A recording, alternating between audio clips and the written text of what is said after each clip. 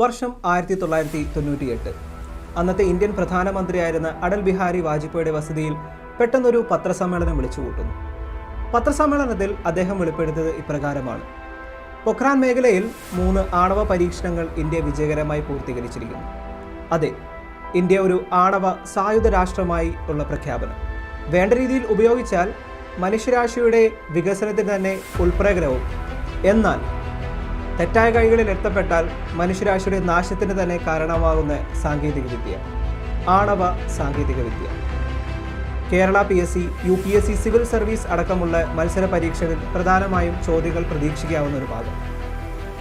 Indian ആണവ സാങ്കേതിക വിദ്യയും അതിൻ്റെ ചരിത്രവും നമുക്കൊന്ന് മത്സര പരീക്ഷാടിസ്ഥാനത്തിൽ വിശകലനം ചെയ്ത് നോക്കിയാലോ?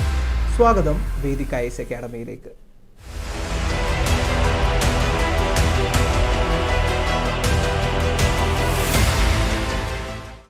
രണ്ടാം ലോക മഹായുദ്ധകാലത്ത് ജാപ്പനീസ് പോർവിമാനങ്ങൾ US നാവികതാവളമായ പേൾ ഹാർബർ ആക്രമിക്കുകയും അതിന് തിരിച്ചടിയായി US ജാപ്പനീസ് നഗരങ്ങളായ ഹിരോഷിമയിലും നാഗസാക്കിയിലും അണുബോംബ് വർഷിക്കുന്നതോടെയാണ് ലോകം ആണവശക്തിയുടെ പ്രാധാന്യം തിരിച്ചറിയുന്നത്.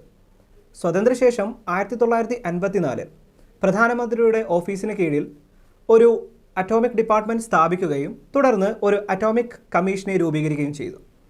കമ്മീഷന്റെ ആദ്യത്തെ ചെയർമാൻ ഇന്ത്യൻ ആണവശാസ്ത്രത്തിൻ്റെ തന്നെ പിതാവ് എന്നറിയപ്പെടുന്ന ഡോക്ടർ ഹോമി ജഹാംഗീർ ബാബയായിരുന്നു. കമ്മീഷന്റെ ചുമതലകളിൽ പ്രധാനപ്പെട്ട ഒന്നായിരുന്നു ഇന്ത്യക്ക് വേണ്ടി തദ്ദേശീയമായി ഒരു ആണവ പദ്ധതി രൂപീകരിക്കുക. 2, ഇന്ത്യയിൽ ലഭ്യമായിട്ടുള്ള ആണവ ഇന്ധനങ്ങളെ പറ്റി പഠിക്കുക.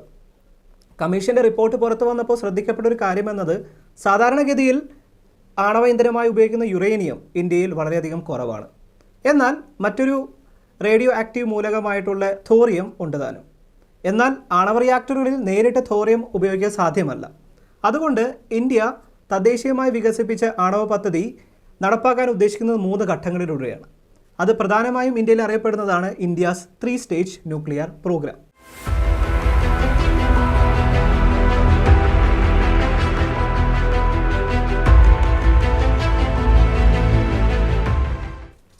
എന്താണ് 3 സ്റ്റേജ് ന്യൂക്ലിയർ പ്രോഗ്രാം? അതിനു മുൻപായിട്ട് എങ്ങനെയാണ് ഒരു ആണവ വൈദ്യുതി നിലയങ്ങളിൽ വൈദ്യുതി ഉൽപ്പാദിപ്പിക്കപ്പെടുന്നത് എന്നറിയേണ്ടതുണ്ട്. ഏതൊരു ആണവ വൈദ്യുതി നിലയങ്ങളെയും പ്രധാനപ്പെട്ട ഭാഗങ്ങളിൽ ഒന്നാണ് അവിടെ ഉപയോഗിക്കുന്ന ന്യൂക്ലിയർ റിയാക്ടർ, അതുപോലെ തന്നെ റിയാക്ടറിൽ നടക്കുന്ന ഇന്ധനവും.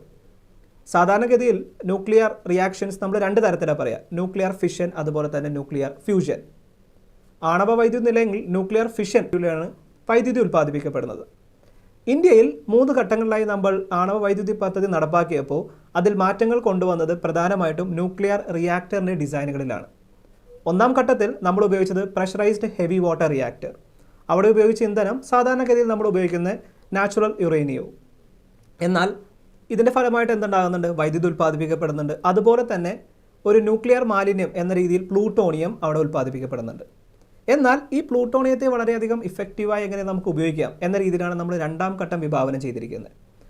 2ാം ഘട്ടത്തിൽ നമ്മൾ ഉപയോഗിക്കുന്ന റിയാക്ടർ ഫാസ്റ്റ് ബ്രീഡർ റിയാക്ടേഴ്സ്. അവിടെ ഉപയോഗിക്കുന്ന ഇന്ധനം എന്ന് പറയുന്നത് പ്ലൂട്ടോണിയമാണ്. ഈ ഒരു റിയാക്ടറിൻ്റെ പേര് പോലെ തന്നെ ഫാസ്റ്റ് ബ്രീഡർ റിയാക്ടേഴ്സ്. അത് ഉപയോഗിക്കുന്നതിൽ കൂടുതൽ അവിടെ പ്രൊഡ്യൂസ് ചെയ്യുന്നുണ്ട്? ഈ പറയുന്ന പ്ലൂട്ടോണിയം ഉൽപ്പാദിപ്പിക്കപ്പെടുന്നുണ്ട്. അതുപോലെ തന്നെ അതിൻ്റെ ഒരു ബൈ പ്രോഡക്റ്റ് എന്ന നിലയിൽ യുറേനിയം 233 അതും കൂടെ ഉൽപ്പാദിപ്പിക്കപ്പെടുന്നുണ്ട്. ഈ യുറേനിയം 233 അഥവാ യുറേനിയം 233 അതുപോലെ തന്നെ തോറിയം കൂടി സമ്മിശ്രിതമായിട്ടാണ് നമ്മൾ 3ാം ഘട്ടം അഥവാ അഡ്വാൻസ്ഡ് തോറിയം റിയാക്ടേഴ്സിൽ യൂസ് ചെയ്യുന്നത്. ഇത്തരത്തിലുള്ളൊരു പദ്ധതി വിഭാവനം ചെയ്യുന്നതിലൂടെ ഇന്ത്യയുടെ ദീർഘകാല ഊർജ്ജ സുരക്ഷ ഉറപ്പുവരുത്തുകയും അതുപോലെ തന്നെ ആരോഗ്യ മേഖലയിലെ നൂതന സാങ്കേതിക വിദ്യയായിട്ടുള്ള ന്യൂക്ലിയർ മെഡിസിൻ അതിൻ്റെ വളർച്ചയ്ക്ക് ഉൾപ്രേരകമാവാൻ സാധിക്കും എന്നുള്ളതുമാണ്. ലോകവേദികളിൽ സമാധാനത്തെപ്പറ്റി ചർച്ച ചെയ്യുന്ന ഇന്ത്യ എങ്ങനെയൊരു ആണവ സായുധ രാഷ്ട്രമായി മാറുന്നു? അതിനും നമുക്ക് കുറച്ച് ചരിത്രം പരിശോധിക്കേണ്ടതായിട്ടുണ്ട്. 1963 നടന്ന ഇന്ത്യ ചൈന യുദ്ധത്തിന് തൊട്ടടുത്ത വർഷം തന്നെ ചൈന തങ്ങളുടെ ആണവായുധം പരീക്ഷിക്കുന്നു. അതുപോലെ തന്നെ 1968 നിലവിൽ വന്ന നോൺ പ്രോലിഫറേഷൻ ട്രീറ്റി അഥവാ ആണവ ആയുധങ്ങളുടെ വ്യാപനം തടയുന്നതിനുള്ള കരാർ തികച്ചും സുതാര്യപരമായിരുന്നില്ല. അതിൽ പറയുന്ന പ്രധാനപ്പെട്ട ഒരു വ്യവസ്ഥ എന്ന് പറയുന്നത് 1967 മുൻപായി ഏതൊക്കെ രാജ്യങ്ങളാണോ ആണവായുധങ്ങൾ പരീക്ഷിച്ചിട്ടുള്ളത് അത്തരത്തിലുള്ള രാജ്യങ്ങളെ ന്യൂക്ലിയർ ആംഡ് സ്റ്റേറ്റ്സ് എന്ന രീതിയിൽ പരിഗണിക്കുകയും മറ്റുള്ള രാജ്യങ്ങൾ ഇത്തരത്തിലുള്ള ആണവ ആയുധങ്ങൾ വികസിപ്പിക്കുന്നത് തികച്ചും നിയമവിരുദ്ധമായിട്ട് കണക്കാക്കപ്പെട്ടു. അത് തീർച്ചയായിട്ടും ഇന്ത്യക്ക് ഒട്ടും അംഗീകരിക്കാൻ പറ്റുന്നതായിരുന്നില്ല.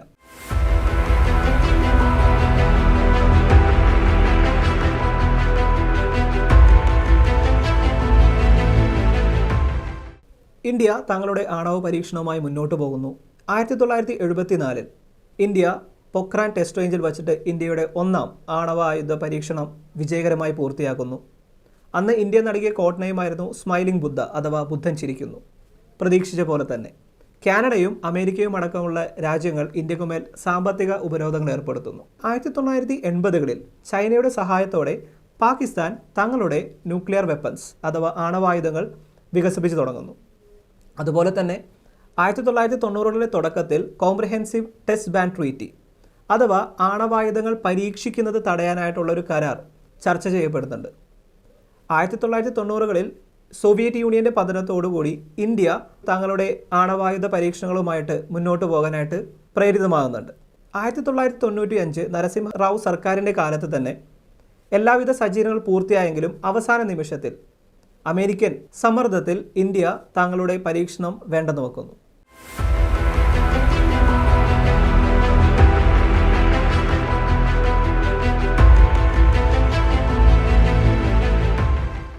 തുടർന്ന് വന്ന് അടൽ ബിഹാരി വാജ്പേയി സർക്കാരിൻ്റെ മുന്നിലുണ്ടായിരുന്ന പ്രധാനപ്പെട്ട അജണ്ടകളിൽ ഒന്നായിരുന്നു ഈ ആണവ പരീക്ഷണവുമായി മുന്നോട്ട് പോകുക എന്നുള്ളത്. എന്നാൽ ഇത് വളരെയധികം രഹസ്യമായി അല്ലെങ്കിൽ രഹസ്യ സ്വഭാവത്തോടു കൂടി നടത്തേണ്ട ഒന്നാണ്. കാരണം മുൻപും ഇതുപോലെ അവസാന നിമിഷത്തിൽ US സമ്മർദ്ദത്തിൽ നമുക്കത് പിൻവലിക്കേണ്ടി വന്നിട്ടുണ്ട്. എന്നാൽ 1998 മെയ് 11 നമ്മൾ ഓപ്പറേഷൻ ശക്തിയിലൂടെ ഇന്ത്യ ഒരു ന്യൂക്ലിയർ ആം സ്റ്റേറ്റ് അഥവാ ആണവ സായുധ രാഷ്ട്രമായി തെളിയിച്ചു കഴിഞ്ഞു. ഏതൊരു ഭാരതീയർക്കും അഭിമാനിക്കാവുന്ന ഒരു നിമിഷം അതായിരുന്നു ഓപ്പറേഷൻ ശക്തി. ദീർഘകാല ഊർജ്ജ സുരക്ഷ എന്ന മേഖലയിലും അതുപോലെ തന്നെ ആരോഗ്യ മേഖലയിലും ഇന്ത്യയുടെ വികസനത്തിനായി ആണവ സാങ്കേതികവിദ്യ തീർച്ചയായും ഉപകാരപ്രദം ആകും എന്നതിൽ യാതൊരു തർക്കവുമില്ലാത്ത കാര്യമാണ്. എന്നാലും പ്രസക്തമായ ചോദ്യങ്ങൾ ഇന്ന് പല വേളകളിലും ഉയർന്നു വരുന്നുണ്ട്. ഇന്ത്യ ഒരു ആണവ സായുധ രാഷ്ട്രം ആകേണ്ടതുണ്ടായിരുന്നു, ഇന്നത്തെ സാഹചര്യങ്ങളിൽ ഉണ്ടാവേണ്ടതായിരുന്നു, അല്ലെങ്കിൽ ഇന്ത്യ തീർച്ചയായിട്ടും ഒരു ആണവ സായുധ രാഷ്ട്രമാകേണ്ടത് തന്നെയാണ് എന്ന് തന്നെയാണ് ഉത്തരം. അതിന് പ്രധാനപ്പെട്ട കാരണം എന്ന് പറയുന്നത് ഇന്ത്യയുടെ അയൽരാജ്യങ്ങളായിട്ടുള്ള ചൈനയും പാകിസ്ഥാനും അവരുടേതായിട്ടുള്ള ആണവായുധങ്ങൾ കൈവശം വച്ചിട്ടുണ്ട് എന്നുള്ളതാണ്. രണ്ടാമതൊരു കാര്യം എന്ന് പറയുന്നത് ഇന്ത്യയുടെ പരമാധികാരം അതുപോലെ തന്നെ രാഷ്ട്ര സുരക്ഷയും നമുക്ക് ഉറപ്പുവരുത്താനായിട്ട് തീർച്ചയായിട്ടും നമ്മളൊരു സൈനിക ശക്തിയായിരിക്കേണ്ടതായിട്ടുള്ള ഒരു കാര്യം തന്നെയാണ്. അതിന് ഉറപ്പ് നൽകുന്ന ഒന്നാണ് ഇത്തരത്തിലുള്ള ആണവായുധങ്ങൾ. മറ്റൊരു കാര്യം എന്ന് പറയുന്നത് ഇന്ത്യ ഒരിക്കലും ആണവായുധങ്ങൾ വികസിപ്പിച്ചെടുത്തിരിക്കുന്നത് മറ്റൊരു രാജ്യത്തെ ആക്രമിക്കാൻ വേണ്ടിയിട്ടല്ല. അത് ഇന്ത്യയുടെ ആണവ നയങ്ങളിൽ നിന്ന് തന്നെ വളരെയധികം വ്യക്തമാണ്. അതിൽ ശ്രദ്ധിക്കേണ്ടതായിട്ടുള്ളൊരു കാര്യമാണ് നോ ഫസ്റ്റ് ഡോക്ട്രിൻ, അഥവാ ഇന്ത്യ ഒരു ആണവായുധാക്രമണം നേരിട്ടാൽ അല്ലാതെ മറ്റൊരു തരത്തിലും നമ്മൾ ഒരു രാജ്യത്തെ എന്ത് ചെയ്യില്ല, ആണവായുധങ്ങൾ കൊണ്ട് ആക്രമിക്കില്ല എന്ന ഇന്ത്യയുടെ നയം തന്നെയാണ്. അത് ഏതൊക്കെ സർക്കാരുകൾ മാറി വന്നാലും ഏതൊക്കെ പ്രധാനമന്ത്രിമാർ മാറി വന്നാലും നമ്മൾ ആ നയം തന്നെ തുടർന്നു പോരുന്നുണ്ട്. ഒരു കാര്യം കൂടി പറഞ്ഞുകൊണ്ട് ഞാനൊരു വിഷയം അവസാനിപ്പിക്കുകയാണ്. അത് ഡോക്ടർ APJ അബ്ദുൽ കലാമിൻ്റെ വാക്കുകളാണ്. There is no place for fear in this world, only strength, respect, strength.